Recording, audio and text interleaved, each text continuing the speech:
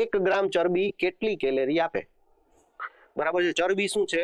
મેક્રોન્યુટ્રિયન્ટ. બરાબર છે. પોષણમાં બે હોય કે ભાઈ મેક્રોન્યુટ્રિયન્ટ હોય અને એક માઇક્રોન્યુટ્રિયન્ટ હોય. બરાબર છે. એટલે લઘુ પોષક તત્વો અને બૃહદ પોષક તત્વો જે બહોળા પ્રમાણમાંની જરૂર હોય શરીરમાં.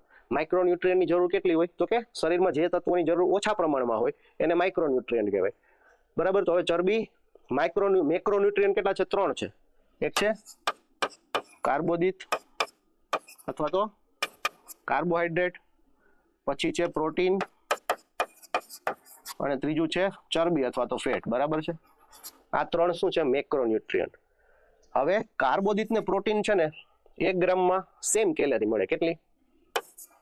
4 કેલેરી.